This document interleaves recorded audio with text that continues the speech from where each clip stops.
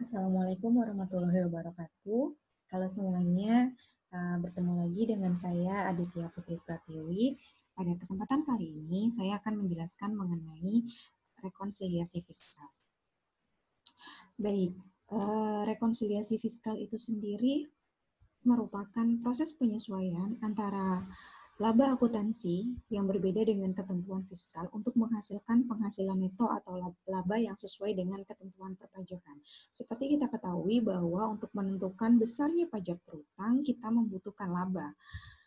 Nah, laba tersebut adalah laba yang kita dapat dari proses rekonsiliasi atau dari proses merekonsiliasi laporan keuangan secara komersial. Selanjutnya, kenapa kita harus melakukan rekonsiliasi fiskal? Yang pertama, adanya perbedaan antara laporan laba rugi komersial dengan laporan laba rugi fiskal. Perbedaan itu sendiri biasanya terjadi karena yang pertama adanya perbedaan dasar penyusunan. Kalau laporan laba rugi komersial disusun berdasarkan PSAK atau Pernyataan Standar Akuntansi Keuangan, laporan laba rugi fiskal disusun berdasarkan peraturan perpajakan. Karena perbedaan dasar tersebut, maka kita membutuhkan rekonsiliasi fiskal. Selanjutnya, yang kedua adalah adanya pengakuan biaya dan pendapatan. Ini juga tidak terlepas dari ketentuan peraturan perundang-undangan perpajakan. Nah, ini nanti akan kita bahas di slide selanjutnya. Selanjutnya adalah ketika kita melakukan proses rekonsiliasi fiskal, maka yang timbul akibat proses rekonsiliasi fiskal adalah yang pertama, ada yang dinamakan beda tetap atau beda permanen. Beda tetap atau beda permanen ini timbul karena adanya pengakuan penghasilan dan beban menurut akuntansi perpajakan. Nah, ini beda tetap ini biasanya muncul yang pertama karena penghasilan yang dikenakan pajak secara final berdasarkan pasal 4 ayat 2 Undang-Undang PPH. Yang kedua, beda tetap timbul karena penghasilan yang bukan objek pajak berdasarkan pasal 4 ayat 3 Undang-Undang PPH. Selanjutnya adalah pengeluaran yang tidak berhubungan langsung dengan kegiatan usaha, dan yang terakhir adalah beban yang digunakan untuk mendapatkan penghasilan yang bukan objek pajak dan penghasilan yang bersifat final. Nah, keempat hal ini merupakan rincian dari beda tetap itu timbul karena apa sih gitu. Biasanya karena peraturan perpajakan yang menghendaki adanya keempat kategori ini. Selanjutnya, proses rekonsiliasi fiskal juga memunculkan yang namanya beda waktu atau beda sementara. Beda waktu atau beda sementara ini timbul karena adanya perbedaan metode yang digunakan antara akuntansi dan perpajakan. Biasanya terkait dengan metode akrual dan realisasi. Hal ini terkait dengan kapan sih pendapatan itu diakui, kapan pendapatan itu dicatat. Selanjutnya adalah terkait dengan metode penyusutan dan amortisasi. Apakah perpajakan menggunakan garis lurus, apakah menggunakan saldo menurun, dan seterusnya. Selanjutnya terkait dengan penilaian persediaan. Penilaian persediaan seperti apa yang diperbolehkan menurut peraturan perpajakan. Apakah boleh menggunakan FIFO, apakah boleh menggunakan LIFO, dan seterusnya. Selanjutnya adalah terkait kompensasi kerugian fiskal. Masih ada lagi hal yang timbul akibat adanya proses rekonsiliasi fiskal, yaitu koreksi positif.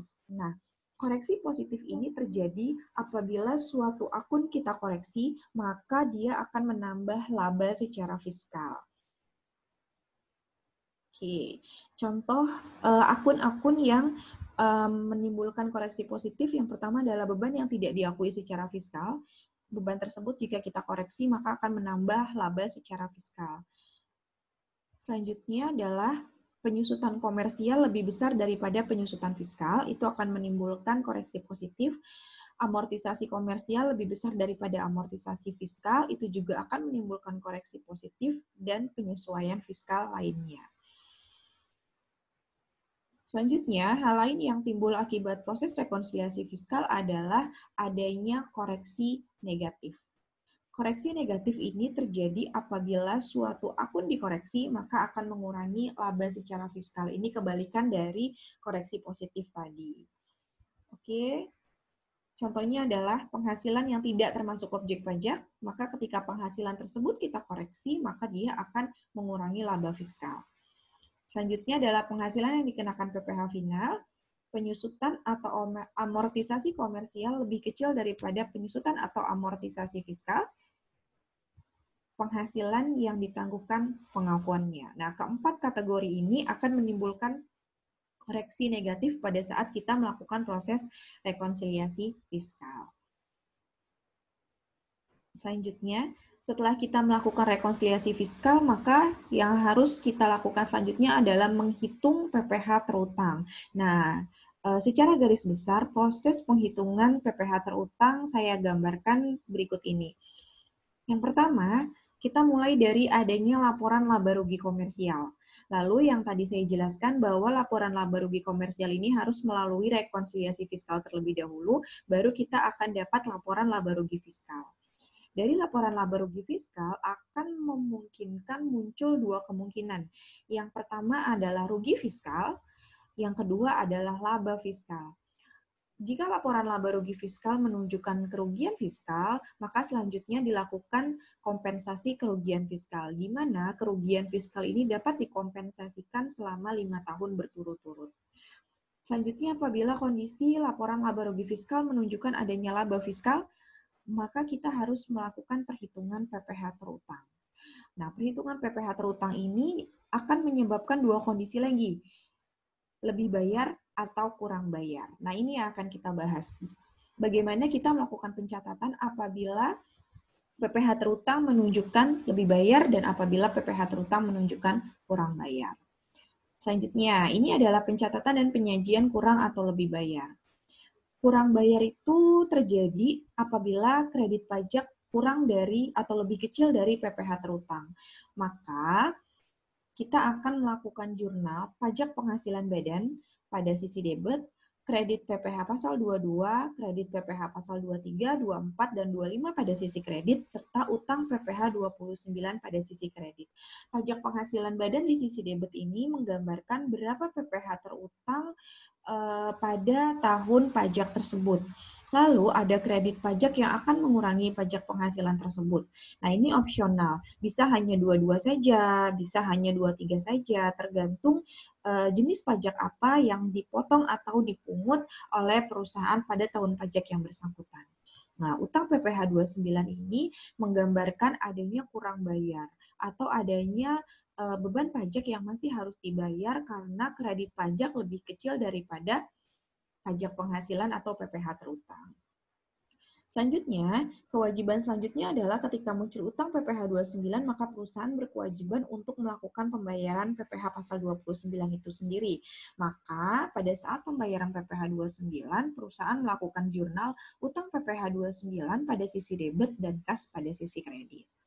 Lalu, apa yang akan dicatat ketika kondisinya adalah lebih bayar?